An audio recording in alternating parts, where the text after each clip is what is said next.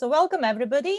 It's 4 o'clock in Sweden, and I know that you, some of you have an early start, and for some of you is late in the evening. But I think we should start the IFRR Symposium on Human-Robot Integration. So today's speaker, I'm extremely happy to got this a big responsibility to actually present Professor Antonio Bicchi from University of Pisa and Italian Institute of Technology, who is going to then talk about human-robot integration, and in particular more robot, more human. That's the title of his talk. So just to give you a little bit of the background from Antonio, I chose to tell you some of the things. He's a professor of robotics at the University of Pisa and a senior scientist at the IIT in Genova. He graduated from the University of Bologna in '88 and was a postdoc scholar at MIT AI Lab. He leads the robotics group at the University of Pisa since 1990, and he is the head of the Soft Robotics Lab of Human Cooperation and Rehabilitation at IIT in Genova. Also, since 2013, he serves as adjunct professor at the School of Biological and Health Systems Engineering of Arizona State University. His main research interests are in robotics, haptics, and control systems, and he was the first editor-in-chief of the IEEE Robotics and Automation Letters, which he founded in 2015. Big thanks to Antonio for that. He has organized the first World Haptics Conference in 2005, and he is also co-founder and president of the Italian Institute of Robotics and Intelligent Machines since 2019. He's the recipient of several awards and honors, and for his research on human and robot hands, the European Research Council awarded him with 4 significant grants, including an advanced grant in 2012 and a synergy grant in 2018. From my personal standpoint, I find him a fantastic scientist and educator with an excellent ability to conceive grand ideas and pursue this at the utmost detailed level. And I need to say, because I know that he has committed an unmeasurable amount of time to the research community for things that people are not even aware of. So thanks, Antonio, from me and from the community for that. A little bit about the topic and his talk today, More Robots, More Human. I just took excerpts from his abstract. He will be talking about the need to carry out work safely in environments that have become potentially hostile in the times that we live at now, about collaborative robots that can be sent to dangerous environments, perform highly dexterous tasks, avoiding dangers, physically interacting also with the human, exploiting embodied physical intelligence informed by neuroscientific models of human. He will be talking about new sensing and display tools, and also how to interface humans and machines, enabling a new type of interaction between humans and robots through body language, and using also a very intuitive way of interaction between machines and humans. And before I give the word or the floor to Antonio, I also would like to present to you some of the researchers that will be active in the interaction during the discussion. Professor Wood Billard, Professor Aaron Dollar, Professor Burke Kali, Professor Maximo Roa, Professor Yoshihiko Nakamura, and PhD candidate from KIT, Fabian Paus. So with that, I would like to give word to Antonio, and please enlighten us. Thank you.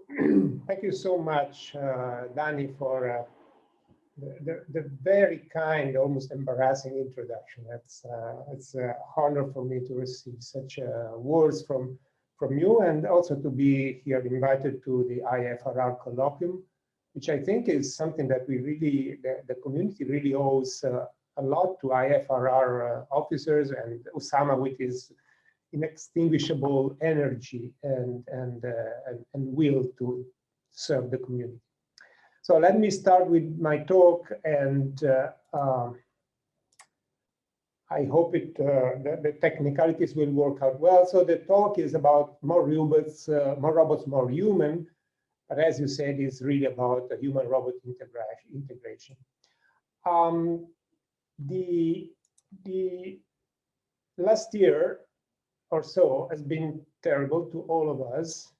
But out of these things, we must learn. And so the question is, what have we learned? We have been talking as roboticists, I mean, we have been talking to people, we have been interviewing, we have been asking ourselves, what should we do? And here are the few lessons that we learned. So what do people really want robots for? I think the number one was they wanted robots to stay in touch and help family and friends, and to remove risks from work in dangerous environments, including those environments that used not to be dangerous, but now they are. Reduce fatigue and boredom in manual jobs, and keep personal skills at center stage. Those are the things that we really are confronted with, the things that we should deliver to our society. And the point is that we should make more robots useful for more people. That's really what we want to do, not just doing more robots for more productivity in some industries or other goals. I think it's really now the point where our technologies are ready, are ripe for impacting the life of people and making them happier or healthier. So today is a special day for me. This is my new born grandson.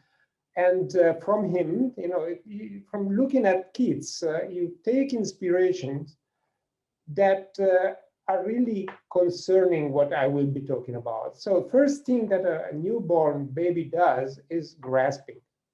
Hands are at the center of our life and our development. And hands are indeed very important to intelligence itself, as this picture that I took from the internet shows elegantly. It is, of course, something that has been very important in all my work since the very beginning. And it is not just myself, of course, it is everywhere in people who think about intelligence and the physical world. So let me show this movie that has been in the cinemas in the past year about the 5th anniversary of Leonardo, the Italian inventor and painter and artist and architect. That was recently shown. So here is a clip, a couple of clips. I hope you can hear the sound. So Leonardo was born no more than 50 kilometers from here, from where I speak now, but it was defining him as genius just he was a painter, he was an artist, famous for his design, for his drawings, for his architecture, but also for his technical skills. And when they did research on his Leonardo was extremely intrigued with hands. And he made many designs of hands, and he tried to understand how hands are made. So in this movie that you can still find on the internet, there were other people. Stefano Boeri and Massimo Cacciari were involved into describing the architectural incredible things that Leonardo did. So Stefano Boeri is probably the most famous architect in Italy after Renzo Piano, who did the vertical floor forest in Milan, famous building. And Massimo Cacciari is a philosopher that was also mayor of Venice some time ago. And they were discussing the philosophy and the architecture and majesty of Leonardo's speech. But it was also interesting that they made a connection to l'attenzione scientifica a quei rafforzamenti del corpo, a quei potenziamenti della nostra mano, e del nostro corpo, che sono tutte le macchine di Leonardo, che non sono altro che la nostra mano potenziata. Sono non semplicemente il prolungamento materiale, ma vi agisce la mano dell'uomo. Anassagora diceva che l'uomo è il più intelligente degli animali perché ha la mano. Noi usiamo spesso le nostre mani in modo anche molto destro senza prestare nessuna attenzione a quello che facciamo con le mani, mentre se lo dovessimo pensare quello che facciamo con le mani ci richiederebbe tanta attenzione, ci distrarrebbe da quello che stiamo pensando, parlando e ci darebbe alla fine della giornata una grande stanchezza. Il presente della robotica oggi è la robotica collaborativa. Su questo piano si inseriscono le ricerche che abbiamo fatto in questi anni per creare una mano che sia più naturalmente integrabile nello schema motorio della persona e quindi più usabile in modo più trasparente. Quando sono venuta qua al centro Piaggio, uno dei primi esperimenti che abbiamo fatto è stato avere un braccialetto di sensori intorno al braccio. Mi veniva chiesto di pensare di fare dei movimenti con il polso. A me veniva da ridere, dicevo, ma io non ce l'ho mai avuto questo polso. Ho fatto questo esperimento sia col braccio sinistro e poi col braccio destro. E poi abbiamo confrontato i risultati. Ed è stato incredibile vedere che i segnali rilevati dai muscoli erano molto simili, se non identici, dal braccio sinistro col braccio destro. Noi pensiamo nel modo in cui pensiamo perché la mano è fatta così. Pensando di fare dei movimenti, i muscoli residuali, quelli a disposizione, rispondono ugualmente come se avessi una mano. Se gli uomini avessero mani diverse probabilmente avrebbero modelli diversi della loro mente. La mano dell'uomo che è mano animata, che è mano che pensa, ma questo pensiero sarebbe nulla se non ci fosse la mano anche corporea. Il pensiero è distrutto se non ha la mano. Un famoso disegno rappresenta. So the thought is destroyed if it does not have the hand. And so this is a recent thing. Hands that are integrated with people, prosthetics or bionics, if you want. It didn't start exactly like this, and I am in a grandpa mood today, so I will go a little bit. I decided that I will go a little bit back in my career and discuss things that I think are interesting. I hope are interesting even to young people now, to students now. So, once upon a time, I was not exactly anthropomorphic oriented. We were actually minimalist. Minimalism in robotics was defined as the pursuit of the least complex solution to a given class of tasks.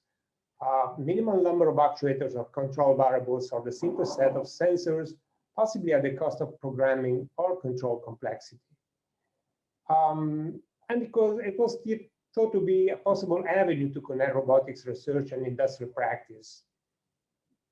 The concept was that making things simple was not easy, and that we should try to do things that are simple but not easy. So minimalism in robotic manipulation was a workshop that was organized in 1996 by Ken Goldberg and myself. And in this picture of those times, you can see Shankar Sastry, Vincent Hayward, Jean-Paul Lemont, Lydia Kavaraki, Yoshi Nakamura, hi, Shigeru Rose, Bruce Donald, Ken Goldberg, Richard Wallace, Greg Walsh, and Matt Mason, Sui Mock, Carl Boringer, Michael Friedman, Greg Kirikin, and John Kenny. The point there was exactly to try to find what are the underpinnings of a good theory that could make things as simple as possible. And robot hands have been around for a long time that are of different degrees of complicacy, different effectiveness, and different characteristics. The two extremes of the design that were around in the 80s are here. There was a debate. There were kind of parties. Those who liked the Utah MIT hand better and those who like the JPL Stanford or Salisbury hand. So Utah MIT had 16 joints, 32 actuators, and it is anthropomorphic, while Ken Salisbury hand had 9 joints, 12 actuators, and it was minimal in the sense that it had 3 fingertips, that is the minimum number that you need to grasp an object, and 3 joints, which is also the minimum number that are needed to exert arbitrary forces at each fingertip. So if you have those many joints, then you can apply forces arbitrarily. And then the early grasping literature at that times in the 80s, early 90s was looked like this. These are pictures from there. And you can notice that you have objects in these pictures, but you do not have hands. So I call this kind of a literature grasping without hands, which seems like an oxymoron if you want. Human hands indeed use the whole body to grasp things. And to speak with Ken Salisbury, we have more bang for the buck if we do so. But if we use the internal parts of the hand, then things get more complicated.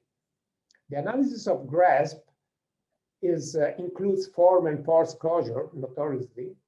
And that grasp is force closure if the motions of the object that are in my grasp are completely or partially restrained, whatever external disturbance I have on the hand. To avoid these motions, I have to be able to apply forces. Force closure differs from force closure because it must take into account the actual capability of the hand to exert contact forces. Therefore, the hand does make a difference. If you have an object that is grasped in 3 points, like on the left here, with 3 cones of friction, then some hand might have force closure because this hand could press in this direction to avoid slippage of the object. But in another case, this might not be possible. For instance, this hand that is kind of paradoxical cannot avoid the object to slip. The point is that rigid models couldn't explain grasp. So at that time, we started looking into this problem of using more of the hand, minimalistically designing hands for grasping, so that we could use them. And it turned out that it was necessary to introduce a model of compliance, a model of stiffness.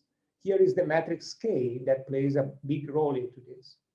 So that you can tell that in general case, internal forces are 3-dimensional subspace, but in some cases, this is 1-dimensional subspace, which might be enough because only this is controllable. In some cases, the controllable force subspace might be 0-dimensional, in which case it is not force closure. In the end, this work led to understanding which grasp, whole hand grasp could be done and not. But we went even farther down with minimalism in the sense of reducing the complicacy. And then the question was, do we really need 9 degrees of freedom to turn objects around? If I want to move an object in all directions and positions, can't I exploit the fact that by rolling, our hands can reorient object, as it was shown in this old video from the 90s. And indeed, we tried to build grippers that were dexterous, quote, quote, as you can see here, by having 2 plates that can move while keeping the object in touch and move and roll the object.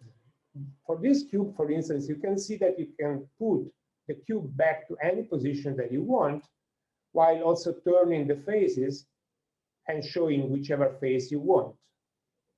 And then we went a little bit further and we started doing things with objects that could roll, and using the non-holonomy of this object, it is possible to reorient the object at will. Of course, the hardware was much simplified, but the control was more complicated, and it took a long maneuver to bring object to desired position. In some cases, you had objects that you didn't know before. So you started exploring with the tactile sensors that we had on these pads, exploring the shape of the objects by rolling them around and reconstructing their shape through this means.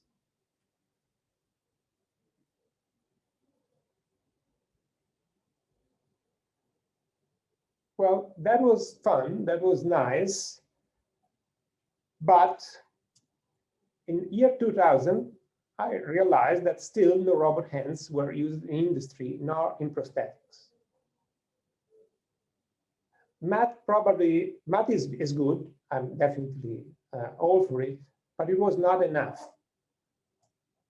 And what I thought it was that we needed better understanding of the physics of life. And I stopped working on hands for some time.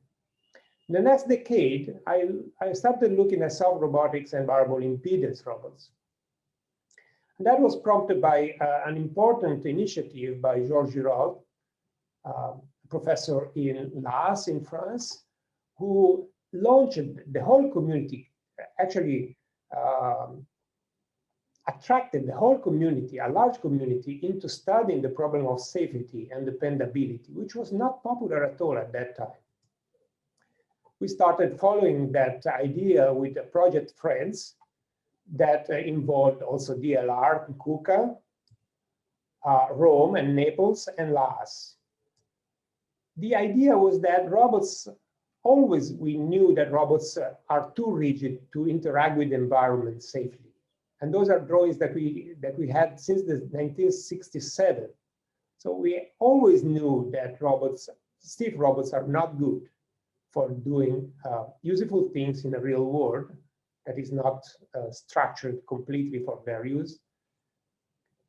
But only more recently, we started noticing that natural systems are compliant, all of them, no exception, and that all the evolution sees compliant. All animals in our evolution tree are compliant, since compliance adds versatility, tolerance, robustness, efficiency, better performance, and above all, safety. So if you look at the evolution, you have animals that have inspired many robotics, beautiful robotic projects. Among the invertebrates that mostly go under the name of continuums of robotics, and also in the vertebrates, where you have many robots that, although they have rigid parts, they also have compliant parts.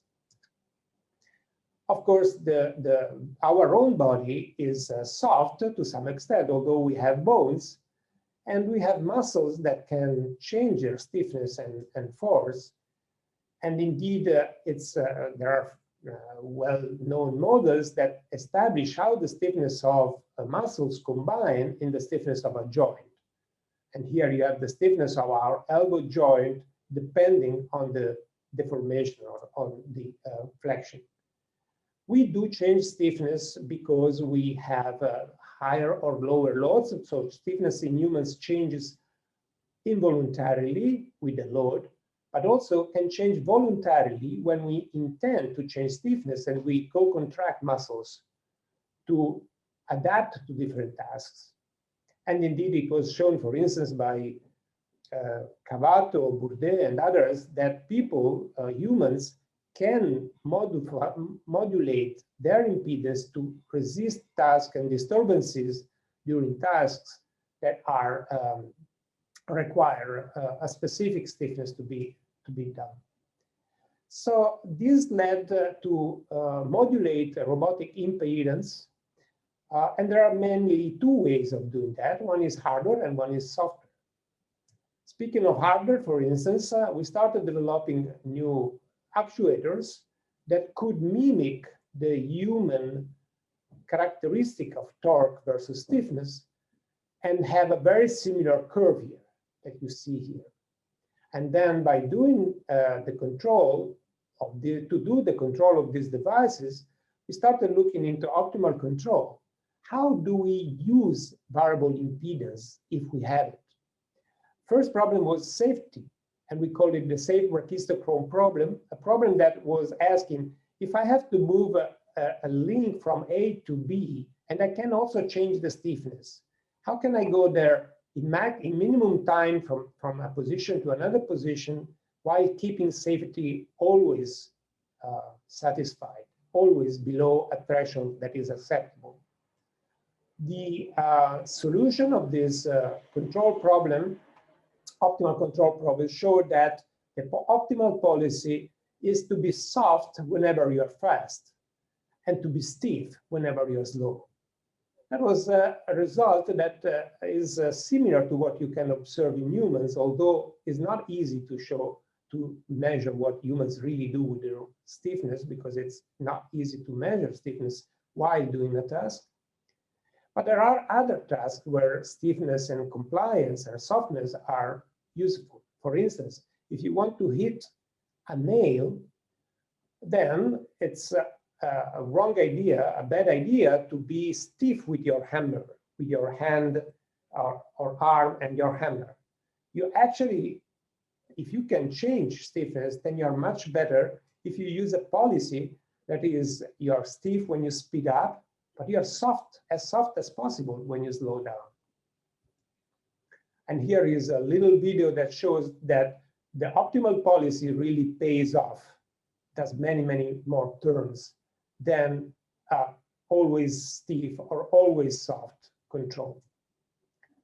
Of course, if you want to absorb an impact, then you have to do different things. And actually, the optimal policy here is that you have to be soft when you speed up and stiff when you slow down, exactly the opposite, not surprisingly. Well, those are devices that are designed, and I show here a beautiful one from DLR. But there are other applications of variable impedance that are definitely have only use software and very good hardware with force control. And these things have been done in many labs, but I show here a solution. Through software, you can make the end effector of the robot to behave according to a desired model of the impedance, and therefore you can control tasks like these ones, where you have an interaction with the environment, maybe not an impact as you can deal with a variable hardware, variable stiffness hardware, but definitely yes in operations that you can be useful in industry. And you see here a few applications that have been very successful and that changed cooperative robotics.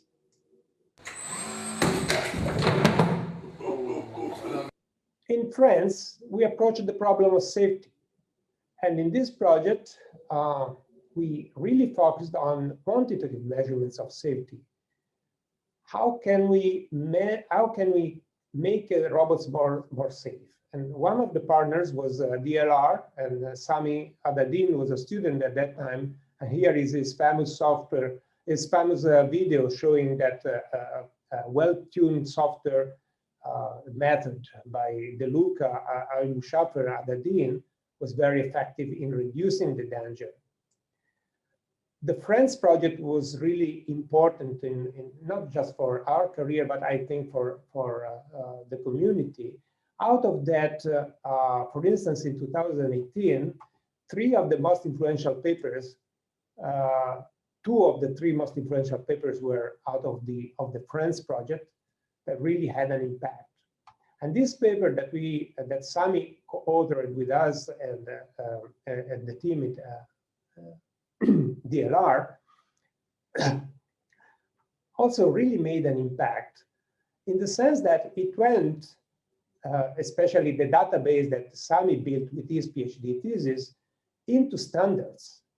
And standards enabled a new industry of collaborative robots. And this is now climbing up in this way. So this case was a good case where we did something that really impacted the industry. And I think this is something that we have to recognize if we ask ourselves, what can robotics really do for the society? now, if you want to take, if there are questions, I'll be happy to make a pause here before getting into the next part of the talk. So I will address the first row first and ask the first row whether there are any questions at this point.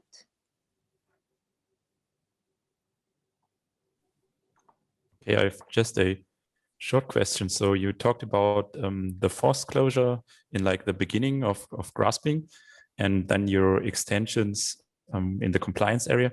Do you think this area is still relevant today, or are we going in different directions, learning in a data-driven manner, or is it something that in an extended way, like you've shown, is still relevant in robotics today? I do think it's very relevant still today. I think that analysis is always relevant. If you can understand something, why not?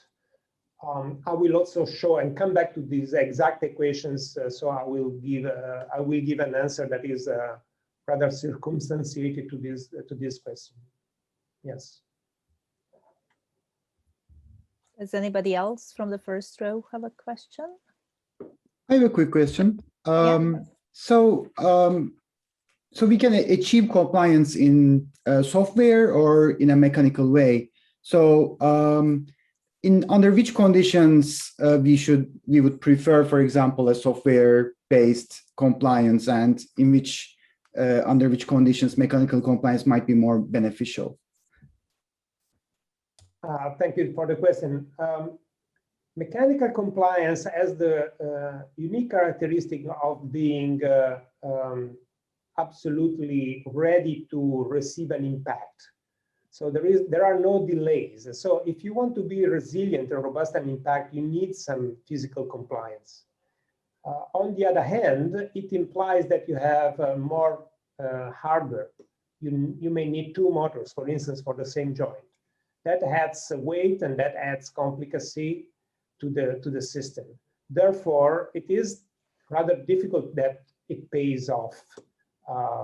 So that is the reason why software compliance, which works very well in cases where you do not have a very abrupt impact, has found its way to industry, while variable stiffness is still more in the labs than in commercial products.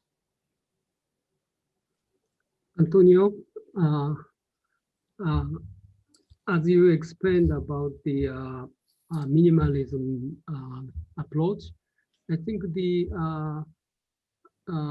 you started from the very theoretical approach to grasping and manipulation, and I think that the current state of robot hand or manipulation is really in the integration phase of material, software, control, whatever. So the theoretical development we have developed in maybe 80s or 90s, are they really working correctly, or are they really integrated into the current system? Not all of them, I must say. For instance, unfortunately, I doubt that all our work on non-holonomic control, although I still think it was nice.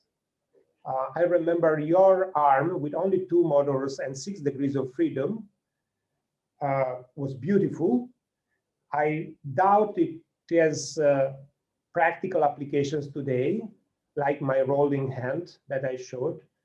But other things are still useful, as I answered already to a comment before. And I think that I can argue that soon.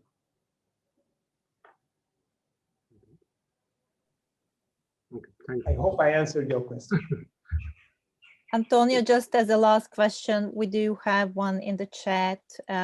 My question is just a clarification question. As you spoke about 2 possible paradigms, anthropomorphic and minimalist, were you addressing the move from cognitive robotics to embodied robotics? Are you making reference to Brooks' intelligence without representation? Well, let's say Brooks has been influential to not just us, but to probably all of us in the community. And definitely there is a reference to that, although it's not explicit. Mm-hmm. So it is in the background, yes. Okay, I think that in the interest of time, maybe we should continue because we will do more breaks. So please go ahead. Okay, beautiful. So in 2009, after taking some time, a sabbatical from hands, so then I met Peter Allen, who pointed me to work by Marco Santello, whom I didn't know, on hand synergies. And that was really a spark in the dark. And I started looking into synergies.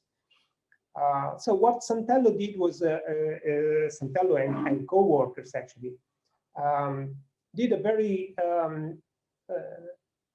simple, but therefore important analysis of grasping. And I, as most of you now know probably, simply organized the complexity of hands along the principal components and found out that almost 90% of the covariance of hand movements is aligned with the first three principal components, and more than 50% with the first one already. So we started another project with distinguished colleagues that you see listed here, and we started investigating the underpinnings of this and the significance of these results to robotics. For instance, we started seeing that these synergies are not just statistical effects of the data analysis, but there are cortical correlates to these synergies. In some sense, the synergies are embedded, are in our own firmware, if you want, in humans' firmware. Synergies, though, had a purely geometric description. That is, a pattern of joint angles that were followed. So, for instance, here you see the hand that closes along the first synergy from 0 to 1, closing in a defined, well-defined shape. And that would be useful, of course, to represent the hand in computer graphics, but is less useful if you want to grasp an object. Because, of course, if you start grasping an object, at some point you start touching it, unless the very rare case that the shape of the object fits the shape of the synergy, then your fingers would go inside the object. At that point, we thought that something was missing, and we needed to get a grasp in some sense.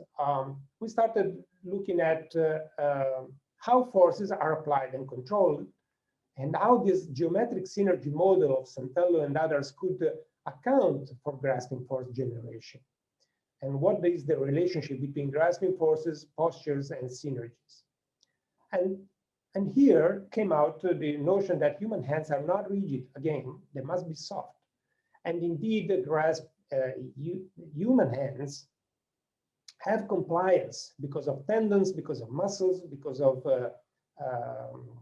joint elasticity. Therefore, they have a grasp stiffness matrix K. That is exactly what you need to do the analysis. And now if you put together synergies and this compliance that we have already seen before for hands, then you can come up with a model that takes into account both the stiffness of the robot K, robot hand K, and the synergy matrix S that gives you the geometry. If you put all the equations together, and you see here the point that I was making before, that all the analysis that was done in the 80s, early 90s was indeed very useful later, you can write another model where you see that the reference of the synergy vector, delta sigma, really acts as a controller that has a correspondence in motor control theory. Anatol Feldman's equilibrium point theory calls this lambda, almost exactly matching with the lambda definition of Feldman. And so studying this physics of life and putting that together with the mathematical models that we had, we came up with this soft synergy model that tells you that basically the inner image of the hand that we have moves according to the synergy manifold the geometric manifold that we have observed, that Santello had observed in simulated grasping, but it is then repelled by the object, and therefore it is the object that makes the grasp. So in some sense, what we had before here, it was grasping without objects, just like grasping without hands before. If we put hands and objects together, and we have to do that, then we can come with a model that explains, for instance, this experiment that we did with a hologram. So a person, grasping a hologram does an interesting motion that is shown here. Let me go back one here. And you can see that what happens is that the object is not there. And you see that the internal representation of the hand drives the hand to inside the object. So we have an internal representation that is not controlled to end on the boundary of the object, but it is controlled to go inside because we expect the interaction force to be generated because of that. So that led us to design and build the Pisa IIT Soft Hand that was the outcome of the PhD thesis of a colleague of mine, Manuel Catalano, that has made beautiful contributions to this part. These soft hands ended up rather successfully. They were transferred to the open domain, and the spin-off startup company took the initiative to make a product. So you see that hands are now used in industry. Not just this, but there are other prototypes. These ones I have nice videos for. And you can see that the hand deforms and can use affordances that are designed for humans in a very natural way. So for instance, you see here opening on the bottom right, opening a handle that was designed for a human hand that would be difficult to open in other ways. Also for testing, softening and placing, polishing, and so on and so forth. Here is softness that helps dealing with these tasks. Now, soft robotic hands also go for prosthetics, of course. And for instance, again, coming back to the human hand, you can observe that the human hand has 19 degrees of freedom, actually more, because we also have the palmar arch. So it's 23, and the upper limb overall has 30 degrees of freedom plus variable stiffness. The best prosthetic hands that are around only have 5, but even 5 are too many to be controlled by a person. So how can we ask, even if we had all those that a human hand has, how could we ask a person to control all of them without always thinking? And here comes back the original movie that I showed before. And here is Maria, who is a collaborator of ours. She is a PhD in industrial design, but she is also a user of the prosthesis that you have seen, and you have seen her before. So here is Maria participating in the Cybathlon, the competition that is to Paralympics, what Formula One is to athletics. And Maria ended up second this year too in the official finals of the Cybathlon. Unfortunately, because of the COVID situation, that was not in person, not in a common space like the one in 2019. And what I really like most showing is the fact that a soft hand is really embodied in the schema of people, of users. Here are Maria and Rosa, 2 users, who really interact with the hands as if they were their own body. And that is another huge advantage of having soft robotics.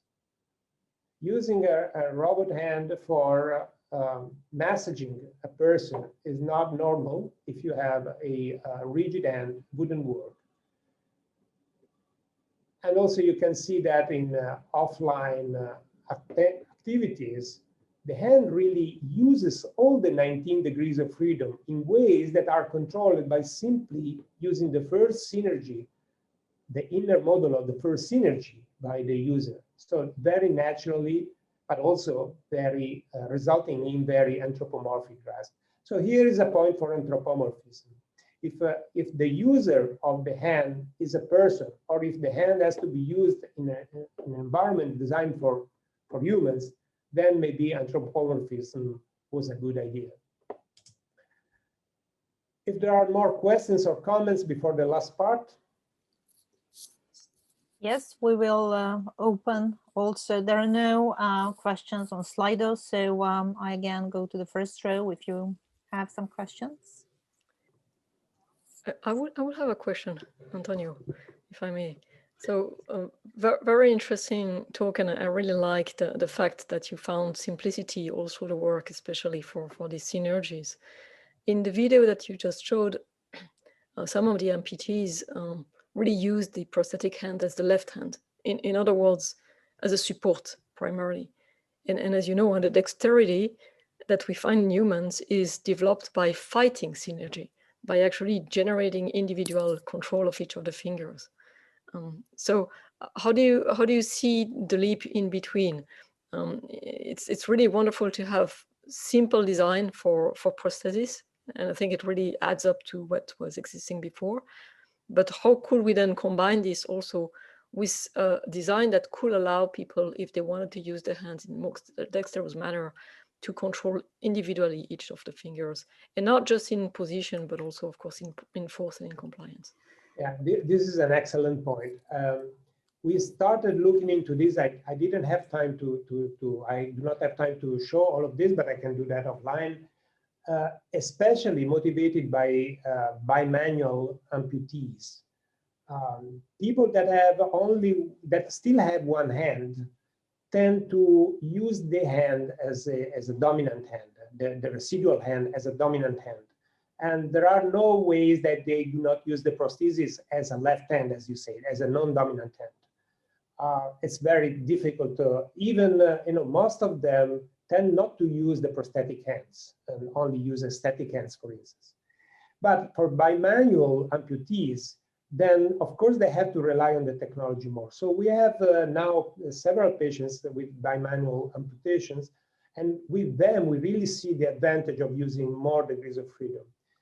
We have a new hand that has two synergies, and therefore can also control motions, internal motions of the object, and also adding the wrist, which I didn't mention, but is a very important part of manipulation, is the wrist. So we now have prototypes with 2+1 or 2+2 for the wrist devices. And we are now trying to make the interfaces for control natural enough that people use them. Also in robotics, this is a very valid point. And also there we are using this new, let's say, next step of complication hands. I'll be happy to be more accurate later on. So Antonio, just two short questions. The first one is whether software and hardware compliance can be integrated and whether there are already any examples of that. And then if you can clarify a little bit more what the first synergy is. Okay, so first synergy is the first principal component. Basically, synergies were calculated by Santello by looking at the motions of the hands, simulating grasping, for instance, grasp a cat or grasp a bottle, grasp, and people, and taking the angles, making a big covariance matrix and taking the principal components of this covariance matrix.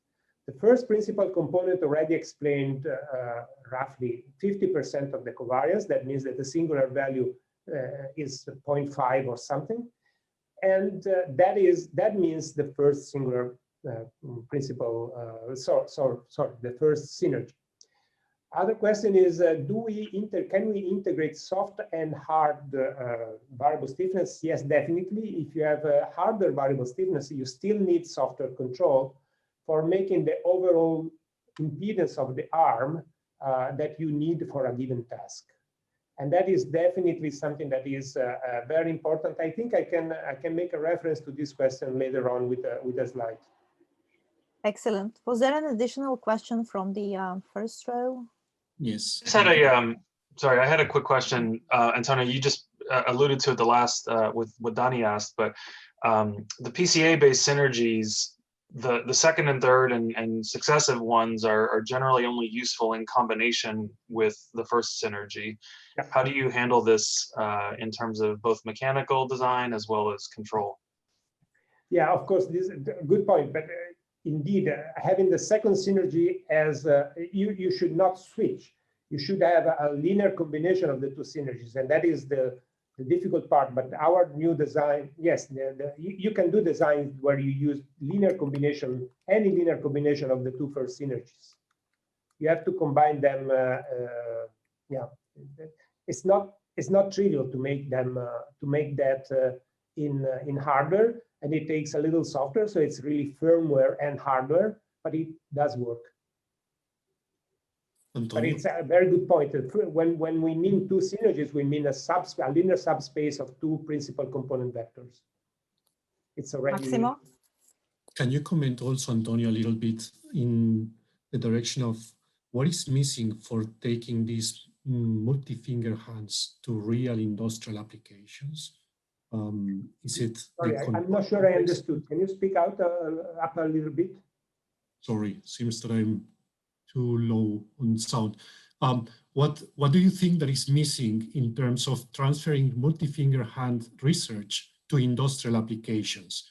Is it cost? Is it complexity? What are the factors that are preventing companies for adopting these advances that we have made in the community? Well, Maximo, yes, I think that as I showed, there are already some dexterous hands, some multi-finger hands in industry. They didn't make the big splash as yet. I think the reason is that most applications in industry are structured in a way that a gripper pays off better in some cases, or a vacuum. Multi-finger hands are most adapted to working places where you have to use interfaces that were designed for the human hand. Like in prosthetics, you want to use your everyday environment where everything has a handle, and the handle means it's made for a hand. So the same will be for robots when they will go in service. Service robotics, I think, will have anthropomorphic hands because it is meant to be in a normal environment that has not been modified for the robots. In industry, there are cases where this can be useful, but the big market is still for applications where you can modify the environment to make the operations more efficient. In that case, grippers, special grippers still pay off. Excellent. Can I ask? Yeah, please go ahead. The prosthetic hand of Maria is very impressive. I like it very much. And what is most impressive is that that hand actually grasping and the bottle and holding the bottle when she's opening the cap, right? I think that kind of task needs a quite large grasping force. And prosthetic hand tend to be low active degrees of freedom, partially because people want to have some stiff force in some directions. So I think your hand has many joint and flexibility. And I'm just curious how you could create a grasping force sufficiently to grasp and holding that kind of object. Yeah, that is a good point, of course. When I say softness in the hand, I don't mean soft in the sense of a linear spring that remains the same. These hands are stiffening in some sense. They have adaptive mechanisms and they stiffen up with the force. So when you reach the grasp, you can stiffen up. And then when you apply a large force, the hand will get stiffer. And therefore you can apply, you can resist large forces. it's if you want, it's sort of a nonlinear effect of a nonlinear spring effect that you have, but you have that through a differential mechanism that in some sense mimics what we have in our own hands or our own muscles. When they exert larger forces, they stiffen up. So Antonio, maybe in the interest of time, yes, you can do your last part, so to have enough time for discussion. Yes. So last part is about humanoids as avatars. So we started this in 2015 with a DARPA Robotics Challenge that was designed after the Fukushima disaster. Nikos Tsagarakis and myself teamed in building a robot, a humanoid robot that was meant for this DARPA challenge. And it had the characteristic of being compliant and designed for using the whole body. Then in 2016, an earthquake came, really, in Italy, and we decided that there were tasks where we could help. We were asked to help, actually. There was a dangerous building to inspect, and we could have a brave semi-autonomous robot go inside there instead of the person that could stay safely outside. And this person had to be competent in house structural stability, not in C++ or Python. You don't need to teach every structural engineer to learn to program robots. So we did this with a very comfortable, wearable interfaces. These people work long hours a day, so you cannot use exoskeletons, and they are too costly too. So we started developing interfaces, partly commercial, partly self-developed, like these wearable gloves with sensing and display capabilities for haptics, measuring the body pose, the gestures, but also the stiffness of the human body, and replicating it in the robot. Measuring the stiffness and replicate is an important part that we call also teleimpedance. These are experiments made by Arash Ajudani, that developed this scheme. And you can see that, for instance, when you teleoperate a robot, having the possibility of changing stiffness is very important wherever you use the operation for doing an interaction task. So pegging the whole task, you want to be stiff when you push the peg down, but soft while you search the peg to avoid clogging. And then to extract the peg, you have to be stiff again, and you see it here. So we applied all this previous work to the, sorry, I skipped one or two, to this framework here, where we had the person staying outside the house and the robot going inside the house. I have to start all of them by manually. Opening doors, touching objects, and bringing them back. So that was the beginning of our realization that robot humanoids is very easy, not as completely autonomous machines, but rather as semi-autonomous machines that help a person do his job from remote. That is what the person sees, and these operations that it could do, like opening a door, which is notoriously not a simple thing to do, or grabbing an object.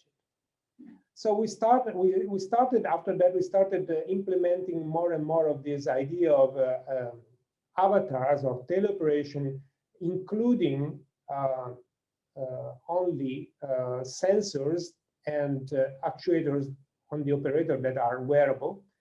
And you can see that you can reach, because of several technological enablers, you can reach dexterity that was not possible before for a robot. So for instance, in this case, through the independent control or bimanual control of the system, you can take this ball out of the box with something that is not easy to program. Of course, there is a lot of intelligence in the system. It's not joint by joint, it's not even purely kinematic mapping. We are measuring and interpreting positions and impedance and mapping it to the robots, of course, through through the suitable means. Here is another one, but I will cut it down. So again, no, this was too fast. So here are some operations that we did in an industrial framework. A person in Genova was operating, oops, let's see what happens here. Should be, a person is operating in Genova to take a new part, which is an electronic board, to that is sitting in Bergamo, to a dark room, a data center that is in Milan. Normally, this operation takes a call from the magazine, from the repository of spare parts to be sent to the other city, and a person to reach the city and assist in the dark factory in the data center. So what you can do by this simple means is to do this unpackaging and also the service of the robot, as you can see from here, from above. And the dexterity that you can achieve is sufficient to service, for instance, a data center. Of course, you can also do things at home. And here comes the service robots perspective. And this was very suitable during showing during the time of COVID, giving some relief. For instance, if you have a person at home, you can use your personal robot to take her medicines.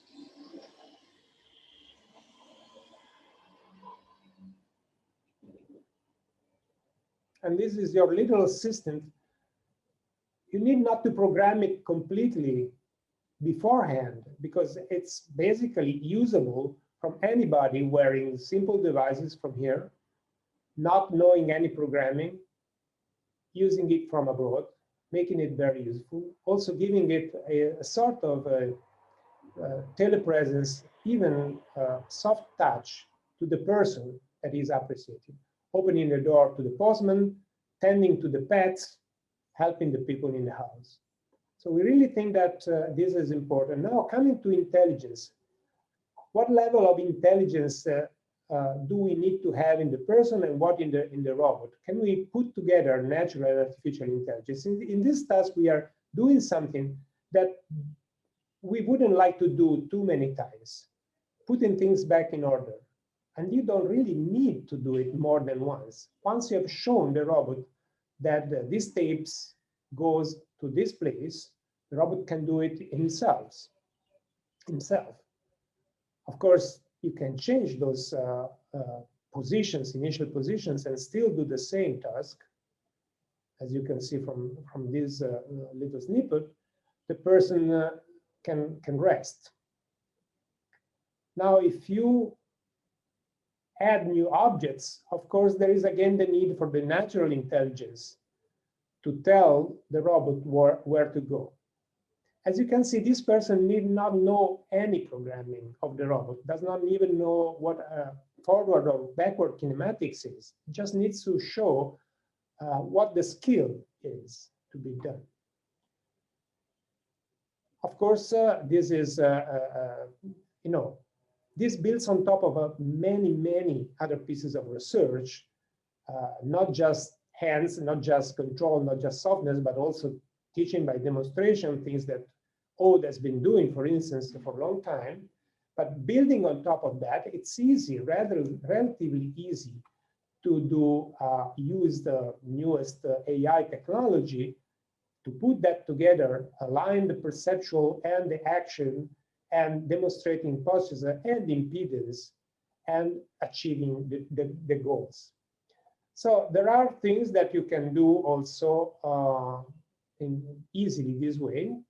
Part of this is how can you really teach in only one demonstration? I believe that part of this is because anthropomorphism. It does help. So a kid doesn't need more than one demonstration to learn to do things. Perhaps two, but no more than two. And I think robots should learn from one or two examples, not from hundreds or thousands. Here is the same operations that can be done now at twice the speed. Once it has been learned, execution can be done at twice the speed. Of course, in reality, it's not just a video acceleration. And to close with, a good part of this is teaching interaction. It can be too hard. If the robot is stiff and you try to teach this peg and hold task, then what you will see is that the demonstration can be successful because there is a human whose intelligence might be enough to do this task even in a stiff condition.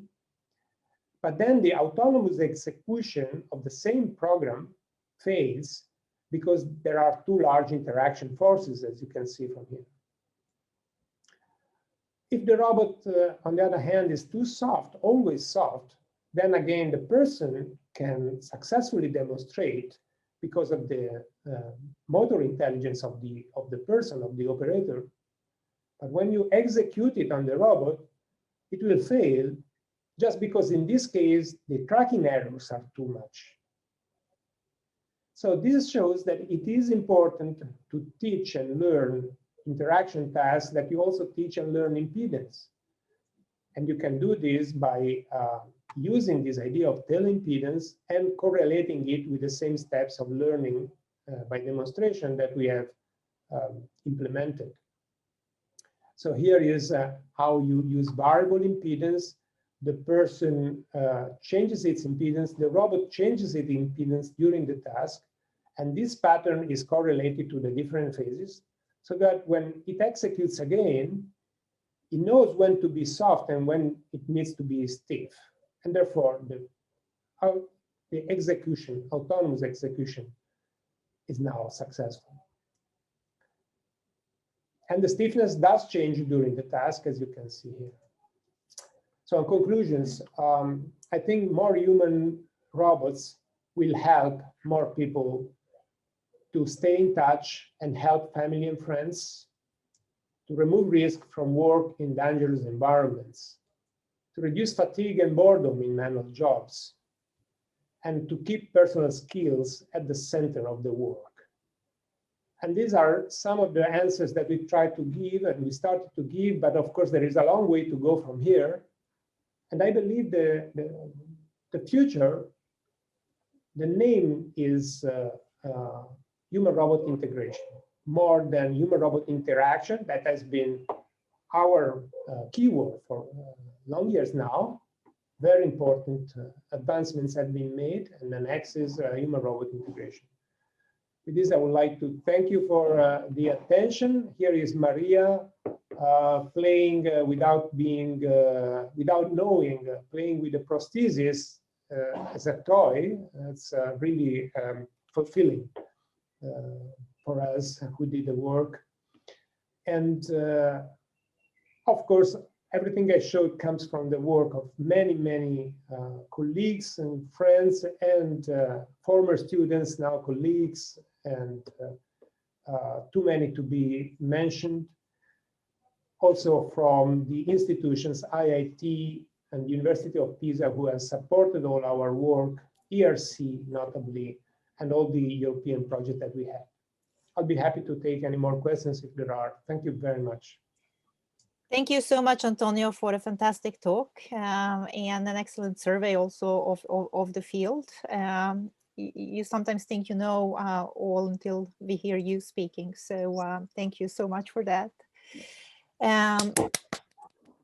Couple of questions that came from the audience. One of them is regarding the haptic feedback, whether there is any in the hand, but maybe it would be interesting to also know your opinion about, to what extent the haptic feedback in the hand is necessary in general, and whether you think that we should have it only potentially in fingertips, or should we be covering the full or the whole hand with the haptic feedback and so on.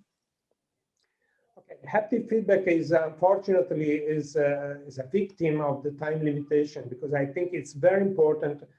It would take half an hour more to speak about that. So I apologize. It's very close to my heart, as probably some of you know, but I couldn't touch it. So and the questions that it raises are many. prosthetics has been very important for our work to better understand robotics. So we came to prosthetics from robotics, but then prosthetics gave back a lot.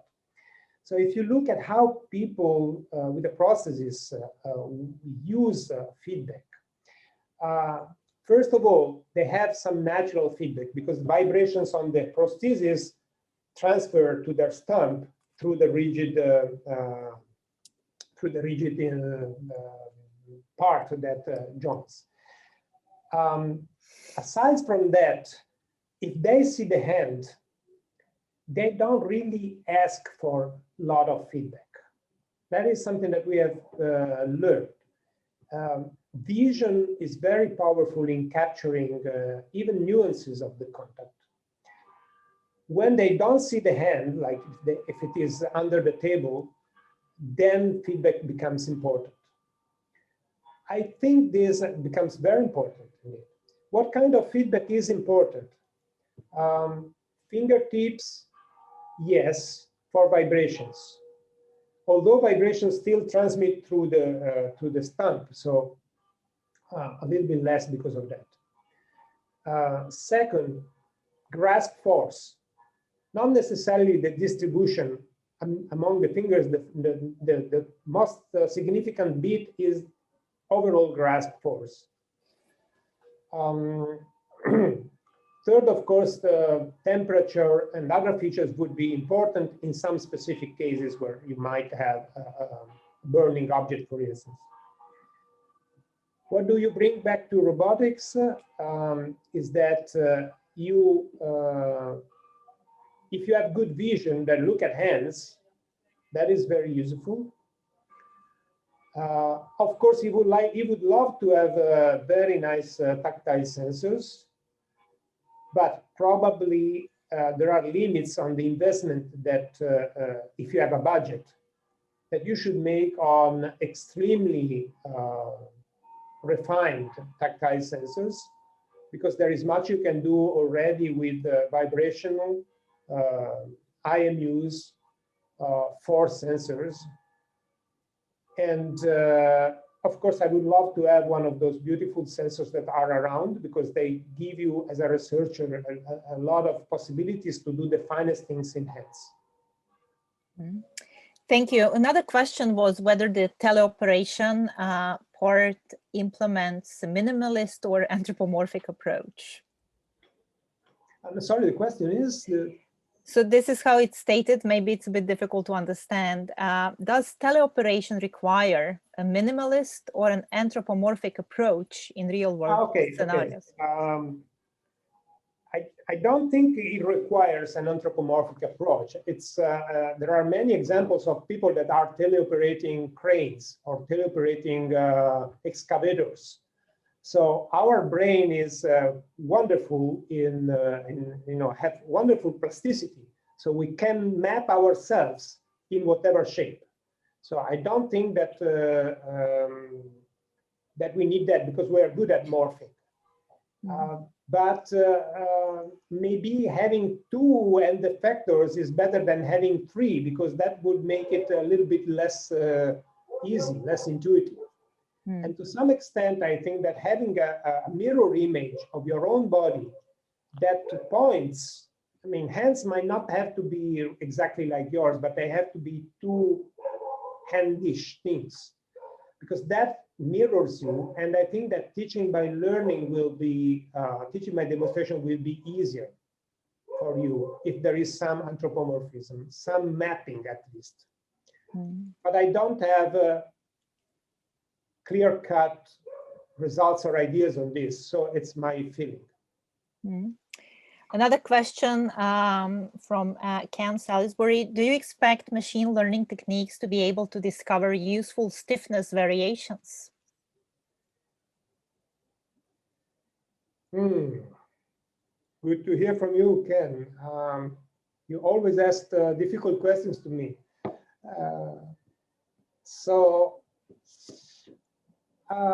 That's a good point. Good point. Of course, I think, I don't know if you're referring to humans or robots. So I assume to humans because To robots, there is little that we can learn from robots in the sense that we teach them. So from humans, I think number one problem is to know what stiffness humans are using. As I mentioned before, it's not easy to measure stiffness. By the way, stiffness is not a quantity, it's an operator, it's a differential operator, stiffness and damping. So you should identify rather than measure. And it is changing, it's non-linear. And the typical method to measure stiffness are by perturbation. So you perturb the hand along the trajectory, you perturb the hand and you see how much it moves. And that gives you an idea of the stiffness. But as soon as you perturb, you're no longer doing the same thing. And most important is that to make an estimate of stiffness or damping or impedance in general, you have to know what the normal trajectory would be and how far you go from the normal when you have a perturbation. But how do you know what normal is? Because you never know what the brain has in mind while executing a task. So that, I think, is the key difficulty that we had, but perhaps also others had. There are very nice work by Perot in Chicago and others that they still try today to understand, but the only measurements that were made so far by Cabato, Gomi, by Bourdet, etc., use manipulandums, and they execute a task several times until it stabilizes along a trajectory, and then all of a sudden they perturb. So they look at how this differs from the nominal trajectory. And from them, they infer the stiffness in that occasion. But if you ask me, what is the stiffness while I throw a stone? Can you measure the stiffness during the throwing? Is it stiffer at the beginning or in the middle or at the end? We know from the optimal control problem that it should change. It probably changes because if it changes, it's 30% or more efficient from just calculations. But we don't think we can measure it on humans, not so far. I don't think we know of any piece of literature that can do that. So if we could measure then, and if we had many examples, then yes, machine learning could help me extract from this mass of data what are the patterns. But I think we have a stumbling block even before that. Thank you so much. Is there any questions from the first row, or are there any questions? I don't know if this is as much of a question or just wanting your thoughts on this, Antonio. Can you hear me? Or? Yeah. Yes. Okay, sorry, you leaned closer. It was sort of related to the question on haptics. There's not much utility to collecting information about the environment or task if the user, the amputee doesn't have the ability to act upon that information. And in particular, the few amount of degrees of freedom that are afforded in terms of volitional control of an amputee.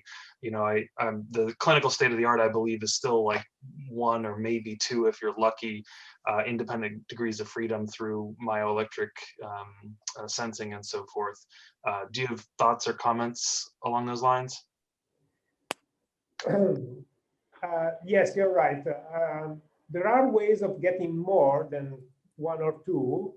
And have the fortune, the privilege to work now in a project together with Dario Farina from Imperial College, who has an incredible ability to extract the very spiky neuron code from the high density array of electrodes. So we can, in principle, have more information than just 1 or few EMGs. Still, the problem is that volitional control of even those many inputs is not easy, and it is not completely it's not natural to patients.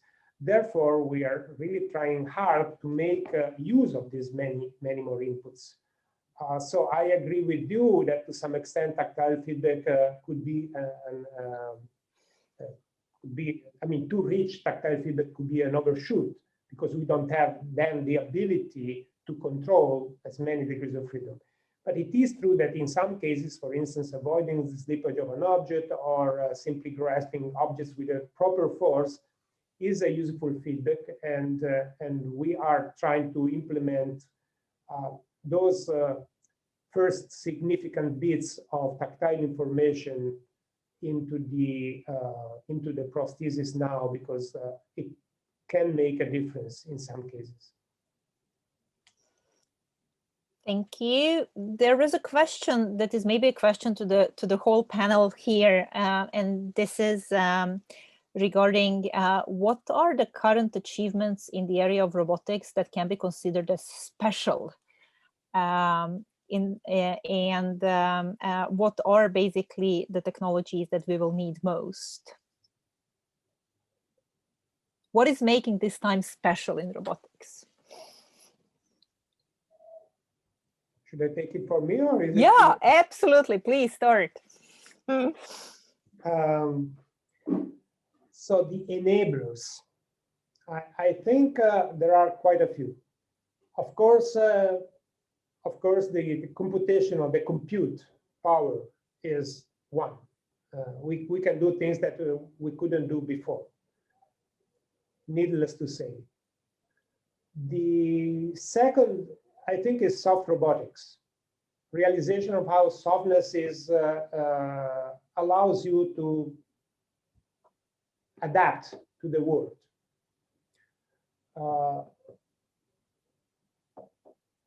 Of course, a third point is maybe less deep but important, is rapid prototyping. If I think of the time that it took for us to set up an experiment in our times, and now our students, they basically they can come up with an idea, and next day they have a 3D printed stuff, something that is controlled with a ROS package that goes online into days, sometimes even less. So you can afford that seems to be shallow, but you can afford many missteps, many wrong ideas before you find a good one. In our times, we had to be much more careful because every experiment took long time and effort and resources. And now you can be a little bit more daring, I would say. So that is also a good enabler. If nobody in the first row has the question, I have one. Do you think that for interacting with not only soft but really deformable objects, such as, for example, fabrics, do we need to rethink anything of what we know in terms of interaction? Lots of the manual jobs in industry that have not yet been automated is, for example, in fashion industry. People are still sewing things. Do you think that we will ever be able to kind of achieve the dexterity of, dealing with needles and with threads, buttoning shirts? Is there anything that is still kind of, not fundamentally understood, or do we really need, the accuracy that right now is, not there, if I can say it like that? Dani, I know that you have interest in fashion industry, yes.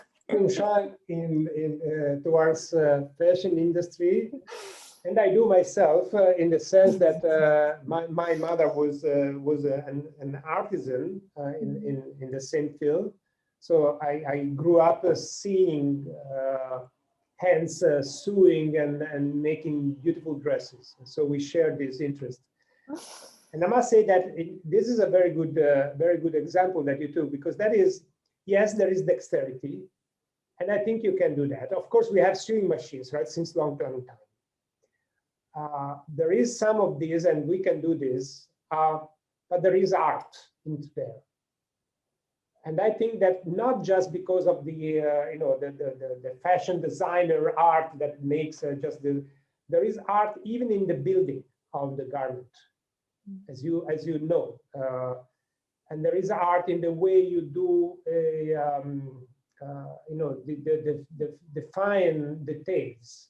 Yeah. And that part, the stitching, yeah, if you do it by hand, yes. yeah. And that part of the artisan part of sewing and fashion, that is a difficult question to answer. Probably no. I don't think that a robot would do that the same way we do it. They might do garments, of course. I mean, a robot can do a garment. I don't have doubts. And we can deal with flexible materials. We have colleagues that do that. Carmetoras, many others do things with flexible garments and all that. But if your question is about making beautiful garments, then I doubt. I mean, the question was in terms of, like, you know, I'm thinking both in terms of exerting appropriate forces, which sometimes are, like, you know, very small and sometimes really big. But also what you talked about regarding the teleoperation, I think it's also kind of a task that is extremely difficult to do through a teleoperated setup, and doing the teaching in that way requires extreme amount of, I would say, perception that is also an extreme big building block. And that, I think, goes also into the full area of representation learning. And you know, how do we not only represent maybe the hands from the control perspective and everything that we learned today, but also how do we represent this difficult to interact with objects, where, you know, you will have both the needle as a tool and then maybe, you know, the fabrics as an additional object. So that was one. You maybe don't need to say, but much more. But I'm also interested in additional one, maybe as the last one. You know, lots of the things we do right now is in the air, so to speak. But there are lots of works out there where you need to get your hands dirty. So I'm thinking about water. I'm thinking about oil. I'm thinking about high temperatures. It seems that there is still kind of like a whole world out there that we need to address from the perspective of robustness. So how do you see that? How do you see that potentially new materials will address that by, you know, building these heavy duty hands and really addressing the 3D jobs in an appropriate manner? I think the sewing, the teleoperated sewing as a challenge. I think it's a very good. I think in teleoperation is really second youth. It's really now amazing. There were only a few things that you could do until recently. Now you can do incredible things. And it's really now, you know, the level is going up and the threshold is getting higher and higher. And I think sewing is a beautiful example. And if we can teleoperate it, then we can probably try to teach it, as I showed before in a simple example. So I think this is an excellent example. Now for dirty environments, I agree with you. That is another big challenge.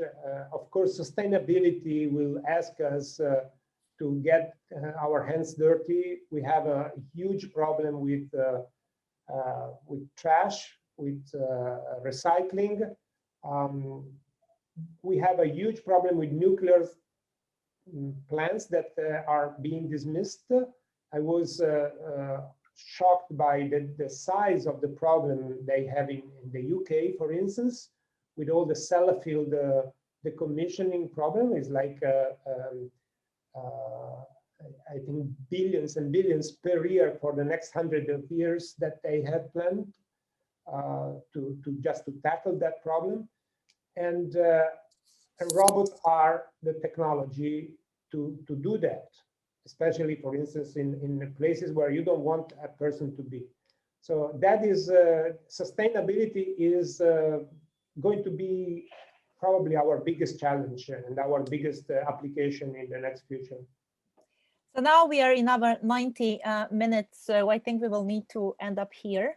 Thank you once again, Antonio, and the whole panel for a set of interesting questions. And I just need to do my last task, and that's announcing the next colloquium in 2 weeks, which will address the topic of 10 years after Fukushima. So I hope to see you all there. Thank you for attending. Bye-bye, everybody. Thank you very much, everybody.